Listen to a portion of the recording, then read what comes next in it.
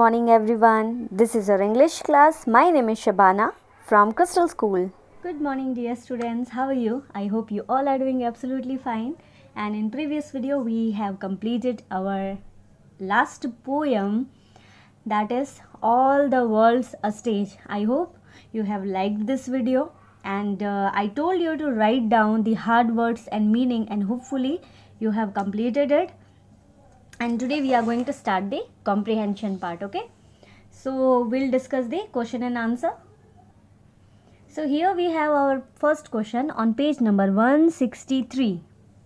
Answer these questions. First question is, what did the speaker say about infancy? Infancy means when a child born. जब एक छोटा सा बच्चा just पैदा ही होता है and his or her age is only between like 0 month or day 1 to 6 or 9 month. जब वो बेबी आता है दुनिया में, उसके जब उसका एज शुरू होती है 1 मंथ से लेकर 1 ईयर तक, उसे हम कहेंगे infancy.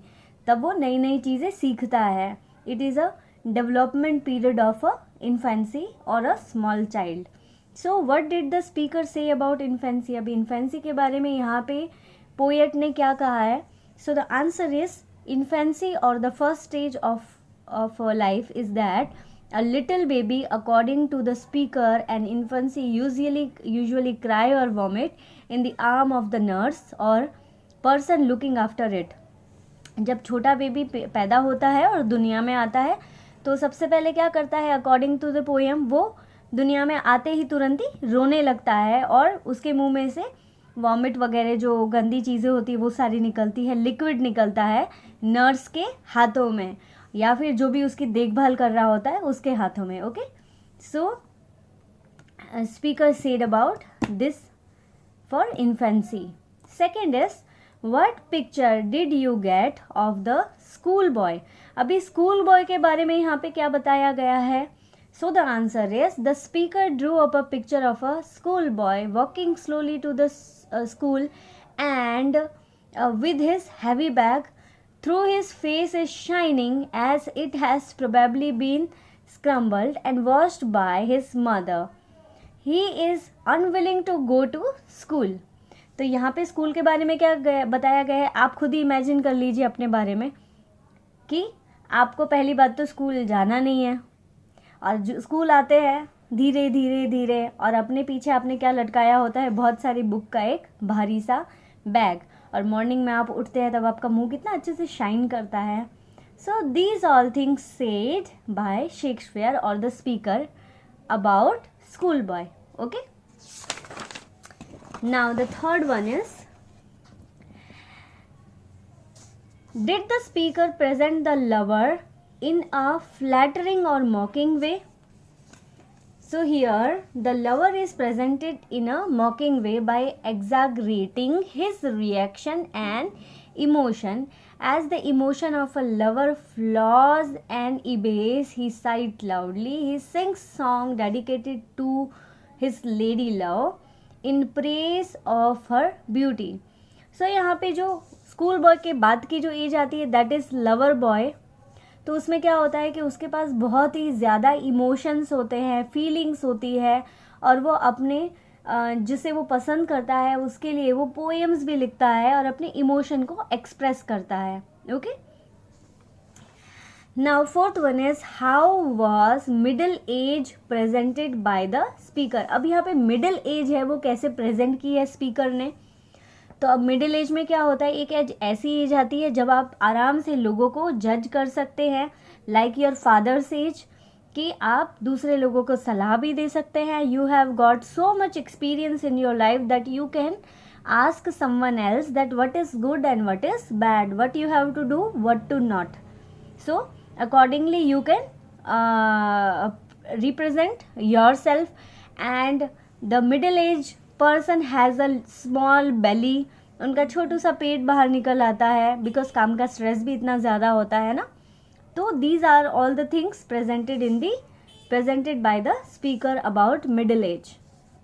Now fifth one, how did the sixth and seventh stage lead to second childishness? अभी सिक्स्थ एंड सेवेंथ एज है, लाइक आवर ग्रैंड फादर्स और ग्रेट ग्रैंड फादर्स की जो एज होती है उनकी एज में उनको सेकेंड चाइल्डिशनेस भी कहा जाता है। क्यों? क्योंकि तब क्या होता है कि काफ़ी बार उनकी एज बड़ी हो जाती है तो वो एक छोटे बेबी की तरह बिहेव करते हैं। और आपने काफ़ी सारी मूवीज़ में भी देखा होगा ना कि जहाँ पे जो बड़ी एज के लोग होते हैं उनको देखने में भी प्रॉब्लम होती है, उनके टीथ भी चले जाते हैं according to the age, and they are not able to walk and they are sitting at one place. So this is the second childishness. They behave like a small child because they don't have much they are not much capable to do the things. They have weak eyesight, they cannot taste the food and they are not able to hear anything. जैसे कि एक छोटा baby होता है, फिर हमारी पूरी जो जर्नी गोल घूम के बिल्कुल एक बच्चे की तरह ही फिर से जब हम बूढ़े होते हैं तो वैसी ही हो जाती है। So here 6th and 7th age leads to the second childishness is explained by Shakespeare in this poem. Now 6th one is what was the theme of this poem. Now अब इस पोएम की theme क्या है, actual में ये poem कहना क्या चाहती है? तो there are so many theme और interpretation we can say have about this poem. इस पोएम को अकॉर्डिंग टू द पर्सनालिटी हम डिवाइड कर सकते हैं अलग अलग तरीके से, बट हमें एक ही आंसर पे आना है। So I am telling you the theme. The speaker compares the world to stage and all human being to action enact their designated roles. Life has been divided into 7 stages spanning from infancy to old age. It is like a full circle as from babyhood and comes back to second childhood. तो यहाँ पे मैंने आपको जैसे बताया थोड़ी देर पहले ही कि स्पीकर ने इस पोएम में जो वर्ल्ड है उसे एक स्टेज के साथ कंपेयर किया गया है, जहाँ पे हम सब लोग क्या हैं, एक्टर्स हैं और हमें अलग अलग तरीके के रोल दिए हुए हैं गॉड ने, हम और उसे हम परफॉर्म कर रहे हैं। एंड हमारी लाइफ को 7 स्टेजेस में डिवाइड किया गया है फ्रॉम इन्फेंसी टू ओल्ड। और ये पूरी एक साइकिल है कि हम बच्चे होते हैं, फिर हम बड़े होते हैं, उसके बाद हम और बड़े होते हैं, उसके बाद हम बूढ़े होते हैं और फिर से हम बच्चे की तरह ही बिहेव करने लगते हैं। तो it is like a cycle. So theme of the poem is this. Okay, I hope आपको समझ आ गई होगी। It is really very interesting poem and it has a very big message to the humanity. Now B, read these lines from the poem and answer the questions. अब ये line हमें read करनी है और इस क्वेश्चन की जो हमें आंसर्स देने हैं। Okay, first is all the world's a stage. पूरी दुनिया एक स्टेज की तरह है। A, what did the speaker mean in the line. अब इस लाइन के बारे में स्पीकर क्या कहना चाहता है, मतलब इस लाइन का मतलब क्या है। सो the speaker compares the world to a stage in a theater and all the human beings are in the world to play their fixed role. पूरी दुनिया को एक स्टेज के बराबर माना गया है और हम सबको एक डिफरेंट एक्टर बना के भेजा है और हम सबको एक पर्टिकुलर रोल बना के भेजा है। See, right now my role is I am performing on a stage and right now my role is to teach you. मेरा रोल क्या है कि मैं आपको अच्छे से पढ़ाऊँ और आपको क्या रोल दिया गया है कि एज ए स्टूडेंट आप अच्छे से पढ़ें and you have to get good marks, right. So आप खुद ही कंपेयर कर सकते हैं कि आपको जो रोल दिया गया है उसके अंदर आपको कितने ब्यूटीफुल पेरेंट्स और फैमिली दी गई है ना। सो this is the mean of the line. Now B, how did the speaker explain this comparison in next 4 line? अब इस comparison को next 4 line के साथ कैसे बताया गया है, so we have to see here। ये जो next 4 line है इन्फेंसी के बारे में बताया गया है और men and women जो प्लेयर की तरह प्ले करते हैं, जो आते हैं उनको जाना भी पड़ेगा और सबको अपना अपना रोल अच्छे से निभाना पड़ेगा। So these all are explained in this 4 lines. So here each individual plays his or her fixed role. हर एक इंसान को अपना अपना एक फिक्स रोल दिया गया है. दे एंटर मीन्स वो बर्थ लेते हैं, play their individual part and exit in addition to the different role of the parts. Each individual also have several parts to play in his life. Life seems as being divided into 7 stages spanning from infancy to old age. See, this answer is really very beautiful. हम सबको एक particular role दिया गया है, जैसे कि मैंने आपसे कहा we have to play our role, और उसके बाद हम एंटर करते हैं जब हम बर्थ लेते हैं, और जब बर्थ लेते हैं हम पूरा अपना रोल प्ले करके उसके बाद हमारी लास्ट में हमें जाना पड़ता है दुनिया से. साथ ही साथ हमारा जब बर्थ होता है तब हम छोटे से होते हैं और हम पूरी साइकिल कंप्लीट करके ओल्ड एज में जाते हैं. Okay,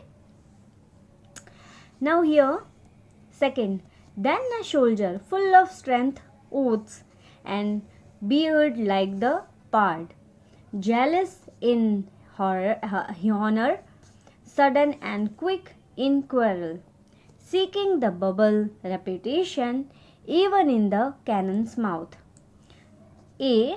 What idea did you get of the soldiers from these lines? Now here the soldiers takes the oath to protect the country.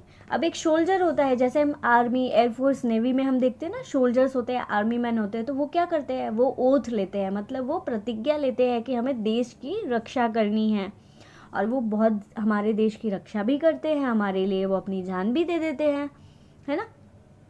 And his ego and temperament attitude moves him to anger very quickly. और जो soldier होते हैं उन्हें इस तरह से train किया गया होता है कि जैसे कि हम देश के बारे में कभी भी वो सुनते हैं तो एकदम एंगर हो जाते हैं, उनको गुस्सा आ जाता है और वो तुरंत ही रिएक्ट करते हैं उसको लेकर.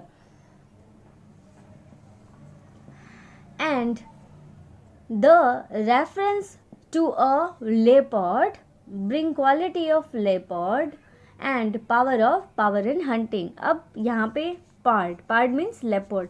अब सोल्जर को जो बताया गया है वो लेपर्ड की तरह बताया गया है, और लेपर्ड अब कैसा होता है, लेपर्ड जैसे ही देखता है किसी अपने शिकार को तो तुरंत ही उस पर शिकार कर देता है. उसके अंदर इतना सुपर पावर होता है, इतनी स्ट्रेंथ होती है, so it can hunt anyone. The soldier is ready to die and give up anything in search of fame and success through these are fleeting temporary reward.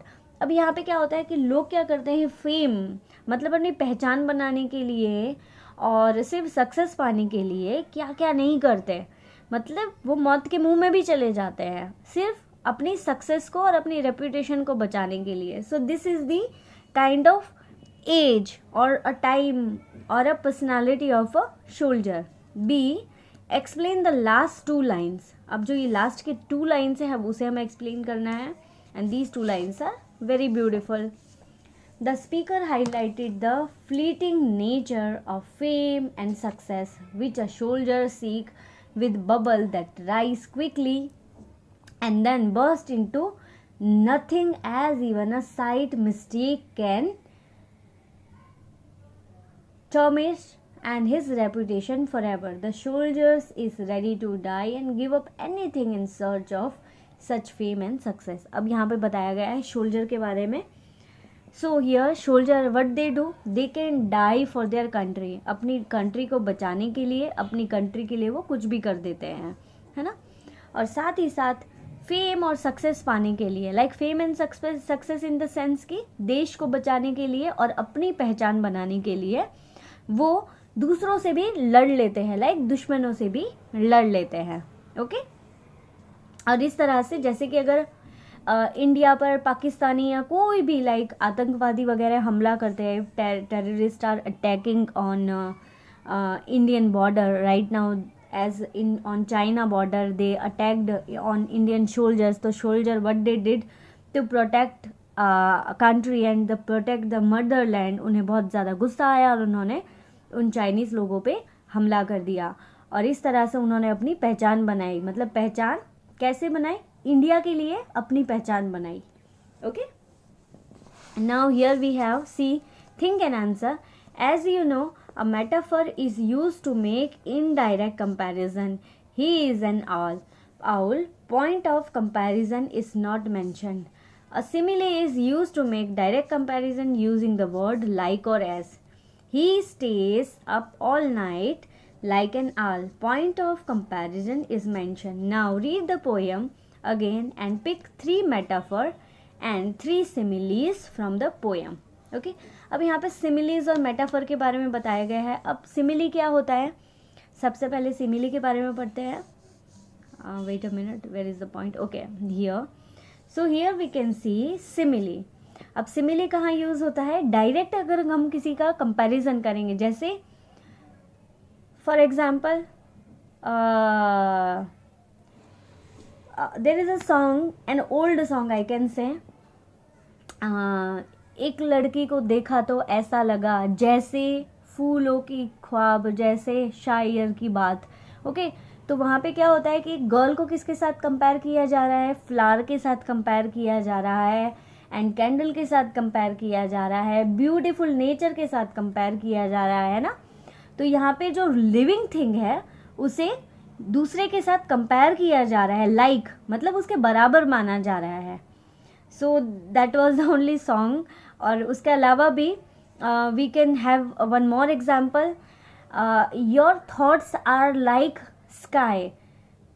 मतलब आपके जो विचार है वो आसमान की तरह हैं. अब आसमान भी कितना बड़ा होता है और आपके विचार भी बहुत बड़े होते हैं. तो हमने क्या किया, स्काई को आपके थॉट के साथ, आपके विचारों के साथ कंपेयर किया. तो यहाँ पे लाइक का यूज़ हुआ. ओके तो जब हम सिमिली की बात करते हैं तब हम कंपैरिजन करते हैं 2 चीज़ों का, और तब हम लगाएंगे बीच में लाइक और एस. अब मेटाफर की जब बात करते हैं तब इनडायरेक्ट कंपैरिजन होगा, सेम कंपैरिजन नहीं होगा लेकिन इनडायरेक्ट होगा.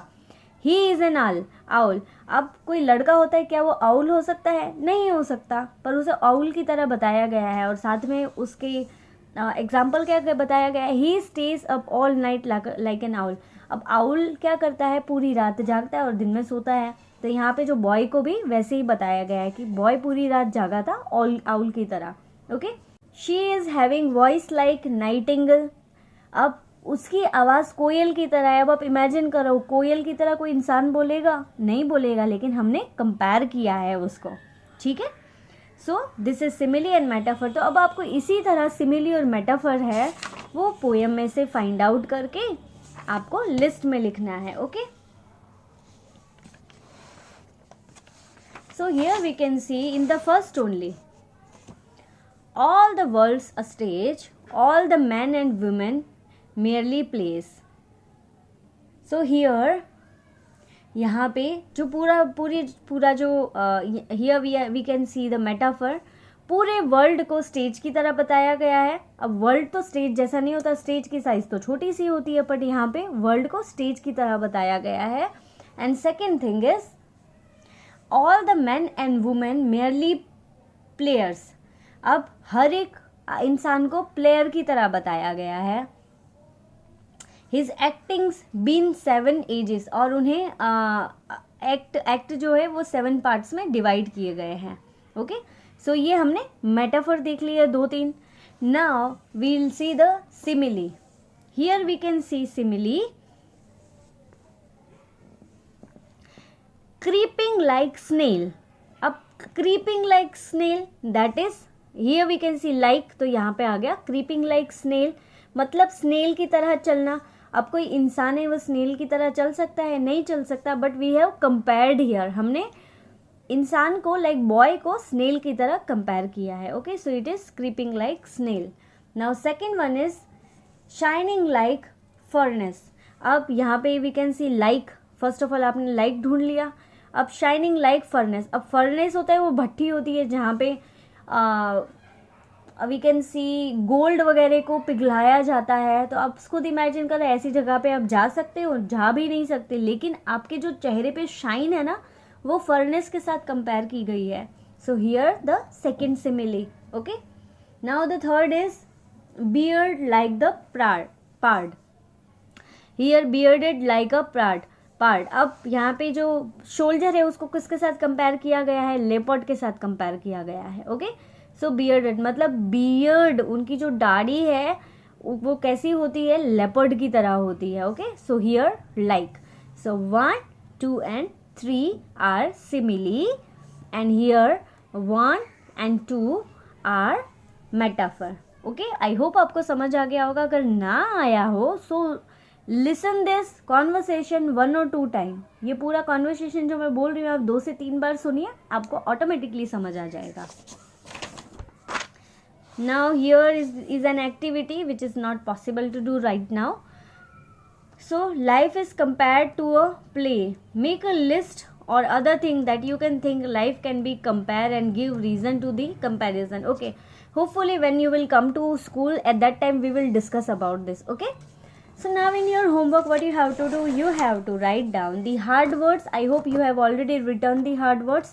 उसके अलावा आपको question number this exercise A and question number 1, 2, 3, 4, 5, 6, this 6 answers you have to write, and then 1 and 2 this exercise B also you have to write down in your English classwork notebook with good handwriting, and it is compulsory for every student. Okay, I'll share you the answer key. आप try कीजिए कि आप अपने हिसाब से भी कुछ अच्छा सा आंसर बनाकर लिख सके, because this poem is really very interesting. You can add your own words also. Otherwise I will share you the answer की which I have already explained, so you can do it from that also.